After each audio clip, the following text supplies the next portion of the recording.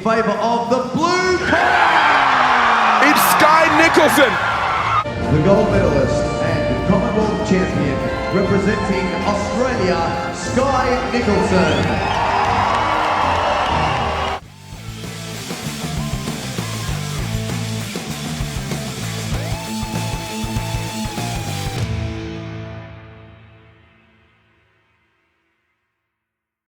Hi, I'm Susie from Women's Fight News, and today I'm here with Australian boxer Skye Nicolson. So thank you very much for joining me today, Skye. And how are you? I'm good. Thank you for having me. I'm excited. We've been trying to line up this Zoom for a while, so finally got time in the schedule to slip it in. So no, I'm excited. That's it. We're just talking about how busy you've been and how full on your life's been the last sort of few months. What a whirlwind, honestly. It's been crazy. Honestly, a few months ago, like I would not have expected to be where I am right now, but moved to the other side of the world by myself, training for my pro debut. It's all happening. So yeah, no, it's been very busy, but very rewarding as well.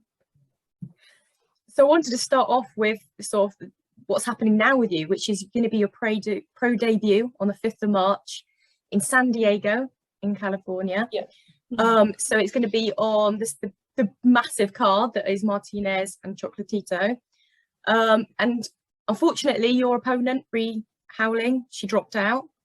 So now you've got a new opponent who is Jessica Juarez, who's American, and 3-0. So how has it all gone, sort of your preparation for it, and now this sort of change in opponent? Well, so everyone keeps saying to me, this is the pros and welcome to the pros and get used to it. So it's okay for me because obviously this is my first pro fight and this is the first time I've even kind of been in a camp where you'd be preparing for one particular opponent anyway. So in the amateurs, I was always preparing for different styles. Like I didn't know who I was going to be up against at the World Championships or Olympics. It was always dependent on the draw. So you kind of had to be ready for anything anyway. So that side of it, it's nothing really new to me. I was kind of disappointed because I really liked the opponent that we'd picked for the first fight. I felt she's a good, neat, clean boxer and someone that I could look very, I guess, impressive against. And I really wanted to make that impressive statement early. But I feel like, although it's Southpaw versus Southpaw now, I feel like I can still have a really impressive statement performance. I did favour that first one being against an orthodox, but it is what it is. I'm ready for anything. And I'm quite surprised actually at both choices in Bree, first of all, and also this in Jessica, because you look at most sort of Matchroom female fighters and debuts are up against sort of the European type journey women with like, you know, which is fair enough with like the 87 losses, so yes. More losses than wins. So it's quite an impressive debut opponent, really.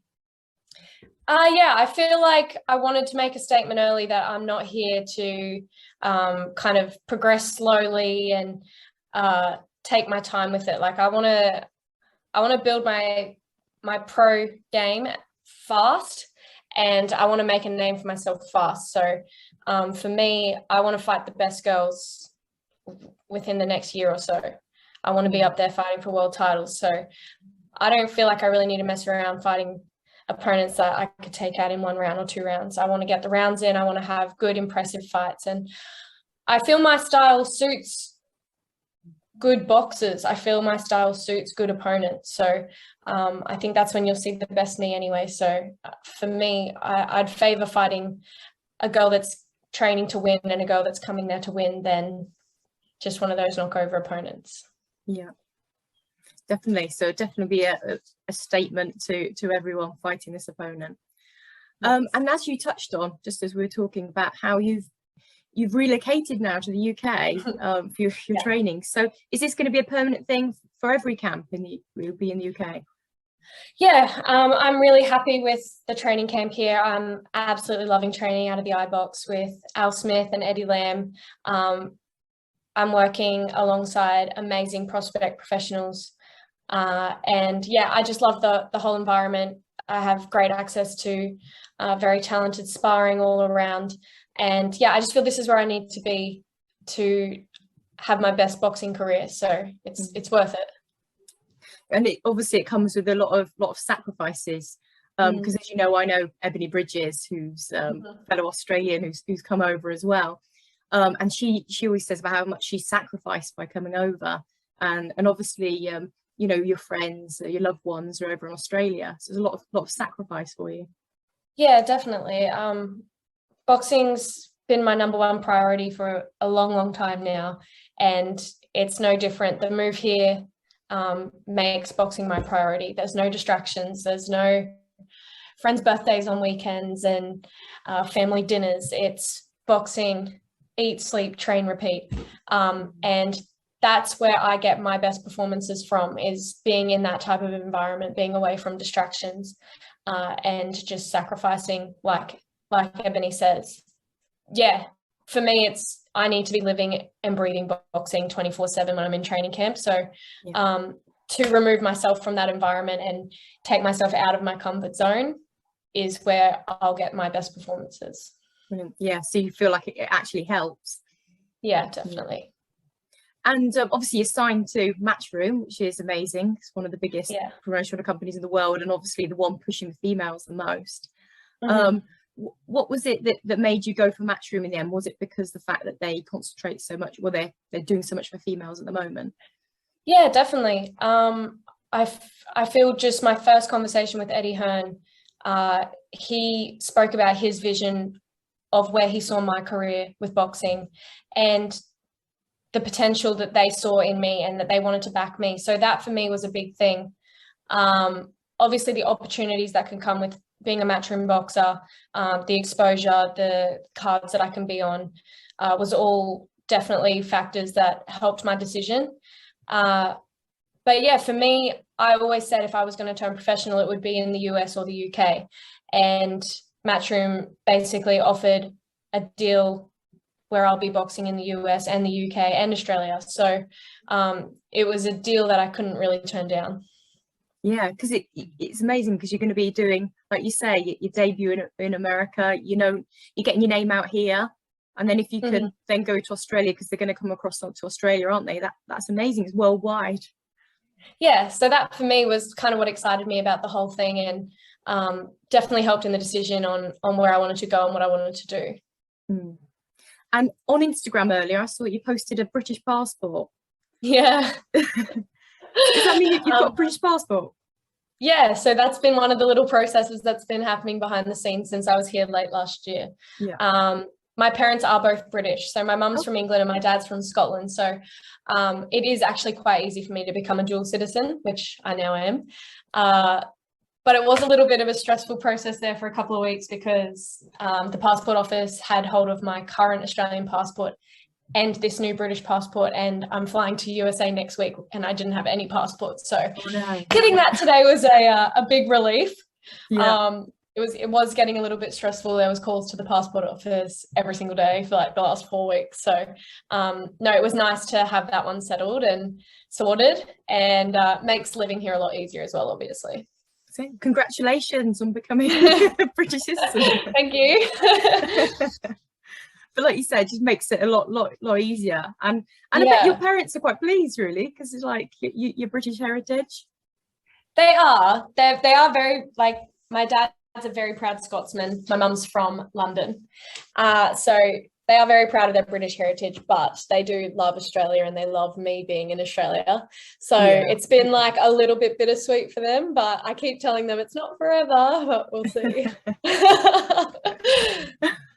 But then, like you say, you're Australian through and through, because obviously you've had such a massive amateur career for Australia, getting your gold in your Commonwealth, and you're not done there, are you? Because you want to go back into it. No, I feel like the Commonwealth Games, got the gold medal, the World Championships, I got the bronze medal. I feel like I still have unfinished business with the Olympics. Yeah. A very close split decision, so close to obviously medaling. I feel like I would almost be cheating myself not to go back and finish that, and finish on the podium in Paris. So that for me is something I definitely I still want to do. And Boxing Australia have been really supportive of me going and doing this and coming back later as well. So that's been, a bit of a relief too. I have to say, I did watch in the Olympics. I did watch your fights, and I have to say, I might be British, but I did think you were very unlucky. Thank you. I have heard that a lot, but I feel like it was a very close decision. I thought I did enough to get it, but at the end of the day, it was one of those close calls where you just didn't know which way it was going to go. And that's boxing. It wasn't the first close decision I've lost. And I've won plenty of close decisions as well. So you win some and you lose some. And unfortunately, I lost one that really, really meant a lot. So it was hard, but I think everything happens for a reason. And maybe I wouldn't be where I am right now if things had been different. So no, it's okay. It's all good. Like you say, things work out for a reason, and it's just amazing the fact that you were there anyway. You know, who gets to go to the Olympics? Not many people, and I know. And I think I will look back and always be proud of that achievement. But for me, I just knew what I was capable of, and I know my potential. So it's hard to settle for less. And obviously, I know about your background with boxing being in your blood. So obviously, it means a lot to you from a family point of view. Yeah, definitely. I wasn't going there to win that medal just for me. I was definitely going there to win it for my brother, for my family, and for Australia, of course. Yeah, definitely. Well, like you say, we've got France coming up. Yeah, never say never. It's only probably 2.5 years now. It's not long at all. So. That's it. And you've got so many exciting things in the meantime as well. Yeah, huge. And it's going to be a very big couple of years, that's for sure. And what made you decide to take that leap into the pros? Honestly, when I came out of the Olympics, I was so caught up in everything that happened in Tokyo, and just, I guess, stuck in this mindset that that's it, Paris 2024, nothing else, don't even look at any other option, this is what you're doing. And it's kind of how I've always been. So, when I spoke to anyone, that was the answer they got. So I spoke to a few management companies that had reached out about turning professional. I spoke to Eddie Hearn, who'd reached out about turning professional, and I was like, no, not interested. I've got an Olympic gold medal to win, and you're just a distraction getting in the way type thing. So I guess it was those conversations, and I guess being open to other ideas and just considering other options. So the more conversations I had, the more I kind of, I guess, started realizing what other opportunities were out there. And I started to realize that I had become quite stale in the amateurs. I felt like I wasn't really improving that much. I was kind of staying the same, and everything was getting a little bit blasé, I guess you could say. COVID obviously didn't help, but having 18 months out of the ring pre-Olympics was very, very hard to stay motivated to train. So when I started, I guess, looking into all these other exciting opportunities and ideas, I started feeling excited about boxing again, and I kind of missed that feeling. And even at the Olympics, like, if you've watched any of my interviews from the Olympics, I wasn't nervous at all, which is so unlike me to be like getting ready out the back for a fight and walking out to the ring and just not feeling nerves.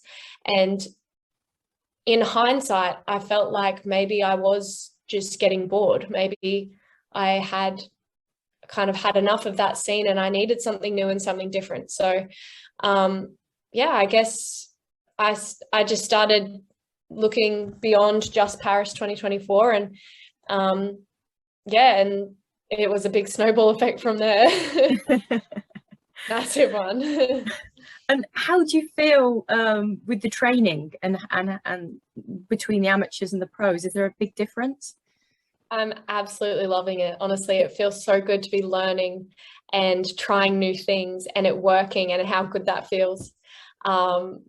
Just new sets of eyes and ideas and ways of training. It's all been so good, like such a positive experience. And honestly, I feel like I've just added so much to what I've already built over the years. So for me, I'm not changing my boxing at all. All we're doing is adding and making it better. So I'm very, very excited to kind of showcase that in my professional fights. And it's nice to see you getting in all the sparring with all the girls that are like it when it pops up in your story saying about who you've sparred. It's so good, honestly. I really struggled to get good competitive female sparring all the time in Australia. The girls were all in different states, and we're flights away from each other. It's not like England where you can literally drive to the other side of the country. So no, it's been so good. There's so much talent here to work with, and such a variety of different styles and girls to work with. So that's obviously been a big part of the reason why I'm training here as well. So no, it's been great, and I'm absolutely loving the whole process. And in terms of future, you know, with your plan with your pros, have you got anybody in your sights that you want to fight? Whoever's got the belts, when it's time for me to step up and fight for them, whoever's going to be there, that's who I want. I'm not the type of fighter to dodge fighters. There's no one I'm like, I really don't want to fight that person. But at the same time, there's not really someone where I'm like, I really want to fight that person either. So whoever's got the belts that I want, I'll be coming for them. And you so happen to have Amanda Serrano, who holds some belts in your weight. She does hold a lot of belts. Yeah. So yeah, we'll see. That could be a fight down the line for sure. Yeah. I'd love that fight. Amazing. Yeah. And also another person who's in your division who's had some big news recently is Raven Chapman, who's just been announced as the first, the first female since Nicola Adams to be signed with Frank Warren and BT Sport. And really she's in the same weight as you, and sort of just 2-0, so could be something. That could definitely potentially be a fight down the line. I really like Raven, and I think she's a great boxer, and I'm really excited for her getting that deal. So no, definitely I could see that fight potentially happening as well. Yeah, definitely. And it's quite nice because it could build up quite nicely with you both being Matchroom and Frank. And I would love that, actually. That'd be great. Yeah, it would be really, really good. Boxing inspirations. Who would you say? I mean, you've been around boxing for a long time. Who would you say has been your boxing inspirations through your career? I think growing up, before I actually started boxing, definitely my brother, obviously. He passed away before I was born, so we never met, but I grew up hearing all about the amazing things he did on his boxing journey. A world medalist, Olympian, Commonwealth Games medalist. So he was definitely a big inspiration and I guess motivation for me as well.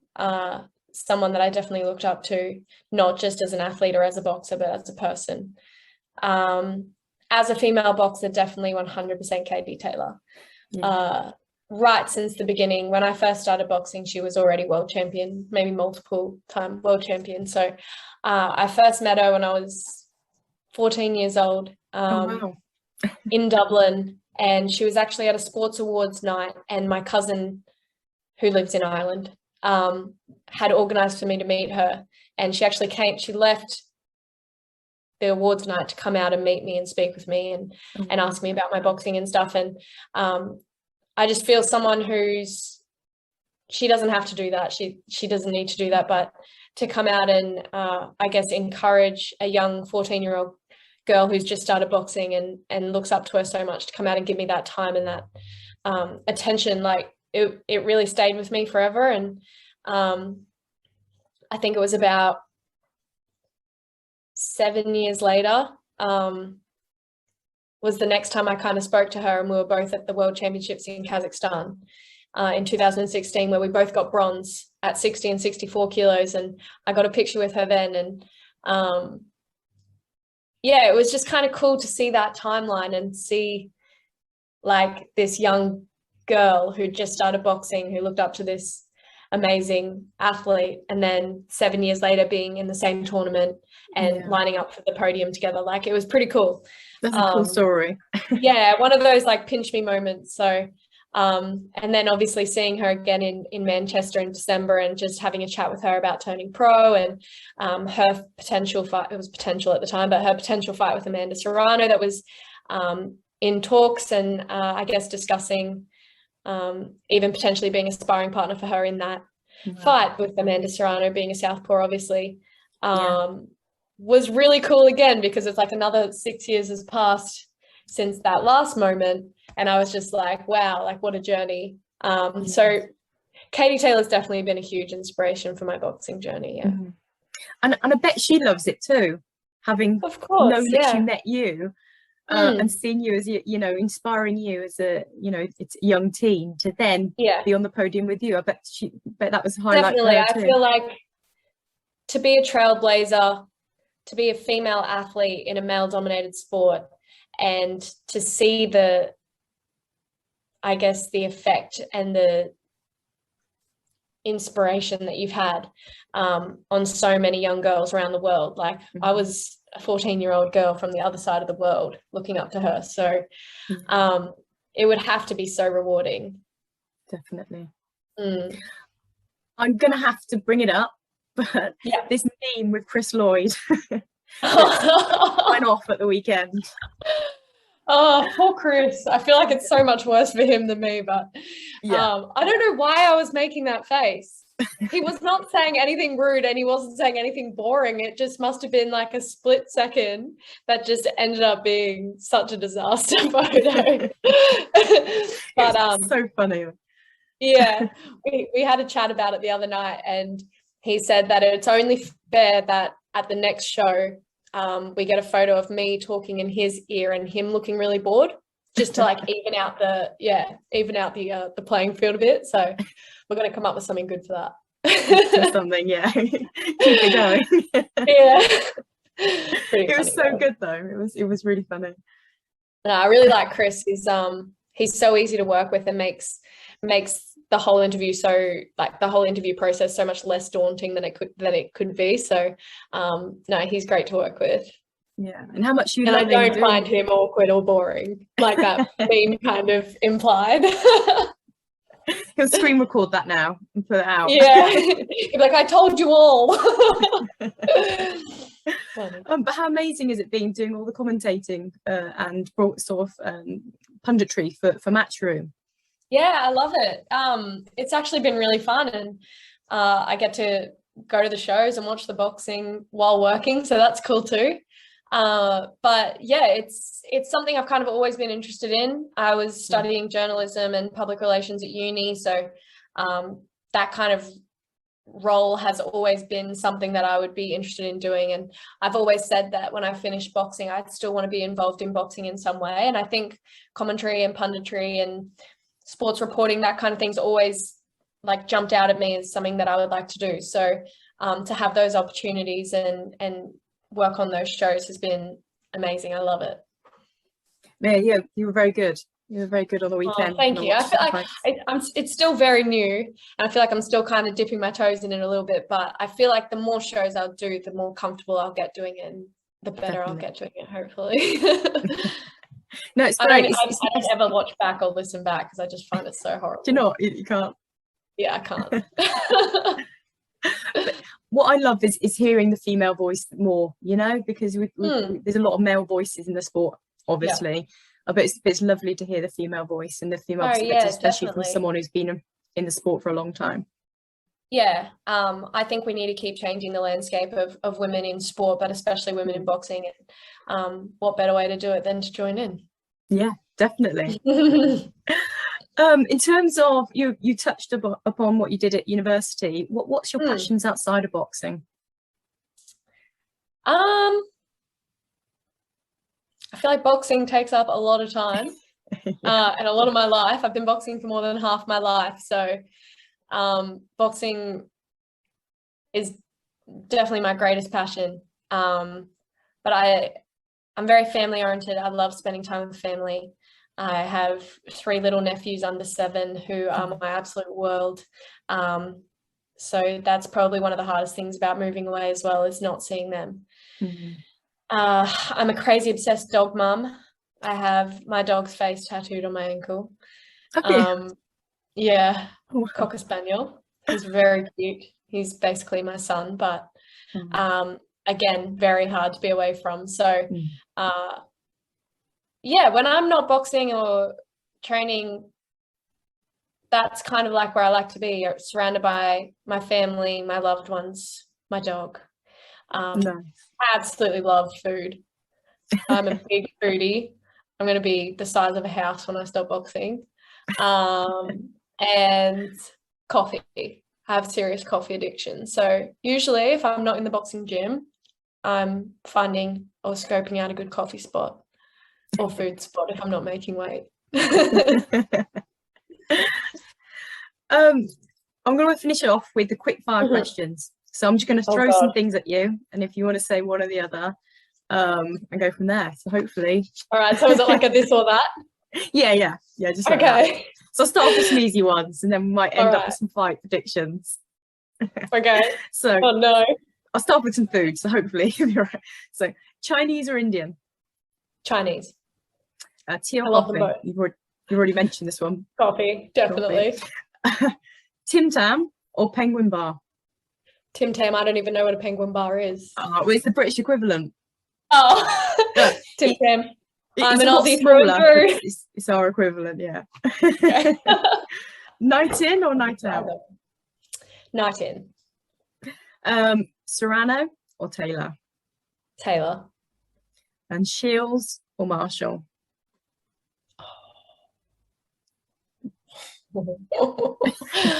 I really like both of their styles. I love the way both of them fight. I can't wait for that fight. But if I had to make a prediction, I think Shields on points. Brilliant. Well, thank you so much. It's been so great. All the British fans are going to hate me now. Thanks for that.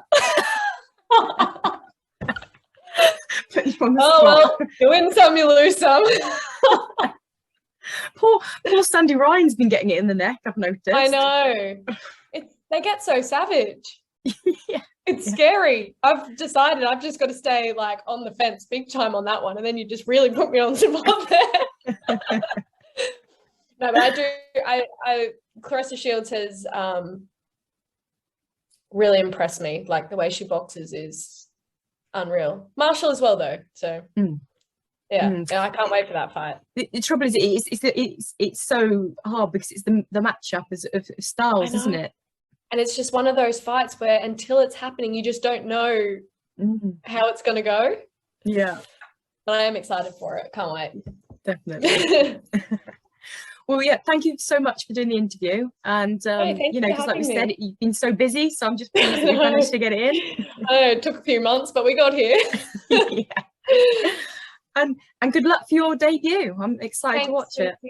Thank you so much. Yeah, thank you. Bye. Thank you for watching. And if you enjoyed the video, please hit like. Don't forget to subscribe so you don't miss any future content. And why not check out any other videos on the channel? You can follow Women's Fight News on Twitter, Instagram and Facebook.